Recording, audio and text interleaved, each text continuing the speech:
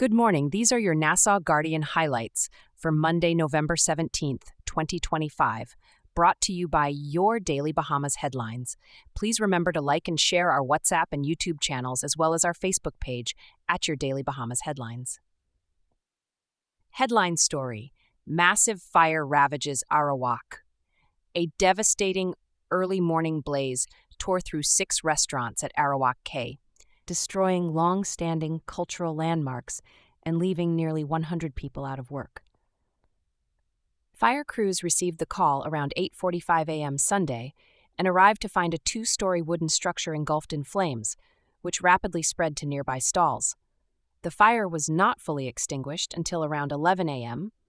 Prime Minister Philip Brave Davis, who visited the site, called the incident a tragedy striking at the heart of the Bahamian economy. He said the government will provide immediate assistance to affected vendors and hopes to help businesses resume operations within 60 days.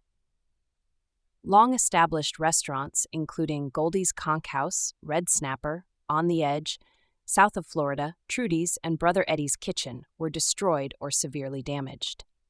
Goldie's alone employed about 70 workers and had operated for 36 years.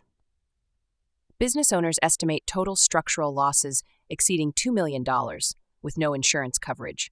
Many insurers previously refused due to wooden structures built close together. The fire has renewed discussions about the need for better fire suppression infrastructure, improved sanitation, and a formal redevelopment plan for Arawak Cay, one of Nassau's most iconic cultural and tourism hubs. Passport security controversy. Foreign Affairs Minister Fred Mitchell has strongly dismissed claims made by opposition leader Michael Pintard that Bahamian passports were found in a bag aboard a Bahamas Air flight headed south. Mitchell insisted that Bahamian documents are secure, internationally accepted, and issued under strict guidelines. Government officials, including the Commissioner of Police and the Passport Office, say no such incident occurred and labeled the assertion false and politically motivated ahead of the Golden Isles by-election. Barge removed from Abaco Reef. The Brooklyn Bridge barge, which ran aground on a reef near Abaco and was later looted, has now been refloated and removed. A preliminary environmental assessment is underway. Any confirmed reef damage will result in hefty fines for the vessel's owners. The barge was en route to Puerto Rico when severe winds caused a tow line failure. Henfield criticizes government's shantytown strategy. FNM Senator Darren Henfield says the Davis administration's demolitions of shantytowns are repeating past failures, especially with no relocation plan for displaced Bahamians. He argues the problem is re-emerging even after demolitions, and calls for a holistic approach, similar to programs under the previous Minnis administration, that converted cleared areas into proper subdivisions. A corrections officer, Shante Taylor, pleaded not guilty to conspiring to murder her supervisor. In a separate case, a man accused of a deadly hit-and-run robbery involving a stolen motorcycle has also denied all charges. By-election preparations in Golden Isles. The Parliamentary Registration Department held a coordination meeting with candidates and political representatives ahead of the November 24th by-election. Nearly 8,000 voters are eligible, with the advance poll taking place today.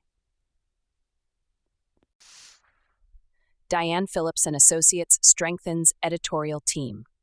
Former Tribune managing editor Stephen Hunt has joined Diane Phillips and Associates as lead writer and senior associate, marking a significant expansion of the award-winning PR firm's capabilities.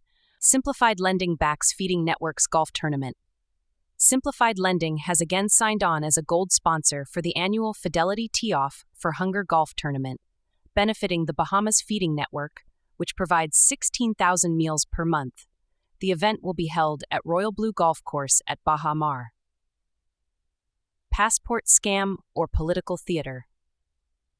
The editorial questions FNM leader dramatic claims about passports on a Bahamas Air flight, calling the statements unsubstantiated and potentially harmful to public trust.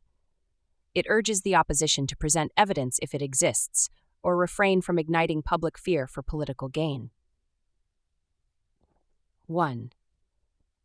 Abolish mortgage down payments. A writer urges government to eliminate the 10% mortgage down payment requirement, arguing it blocks thousands of Bahamians from homeownership and fuels rising inequality. Housing.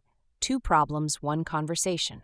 Another writer stresses the need to distinguish between housing availability and housing affordability, asserting that misunderstanding these concepts leads to poor policy and inaccurate public debate.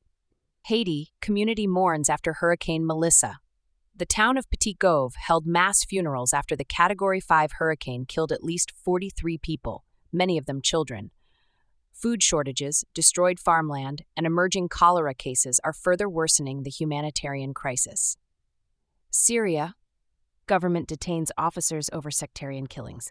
Syrian authorities say members of the security and military forces have been detained for their role in July's sectarian violence in Sweden that left hundreds dead, mostly Druze civilians.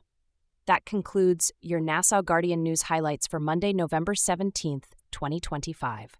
Stay informed, stay aware, and stay connected. Be blessed and be a blessing.